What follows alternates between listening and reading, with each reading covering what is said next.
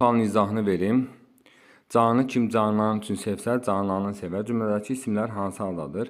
Əvvəlcə isimləri müəyyənləşdirək. Canı, cananı, cananın.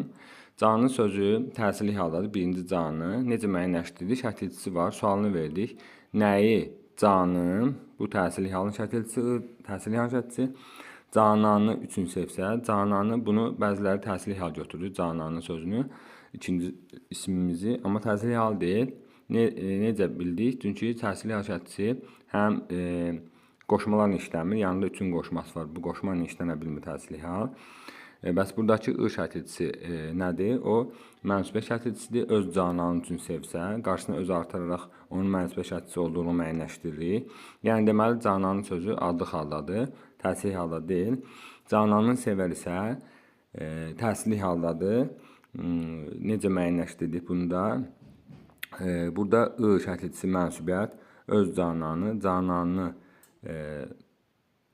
burada bitişdirici və təsirli hal şəkilçisi burada ixtisar olunubdur. Bu deməli üçüncü sözümüz, üçüncü ismimiz təsirli haldadır və qeyri-müəyyən təsirli halda deyil, müəyyən təsirli haldadır. Niyə? Çünki burada onun bitişdiricisi qalıbdır, özü ixtisar olunubdur, amma bitişdiricisi qalıbdır. Bu baxımdan biz bunu təsirli hal götürürük. Deməli birinci sözümüz təsirli hal, ikinci sözümüz adlıq hal, üçüncü sözümüz isə yenə təsirli haldadır.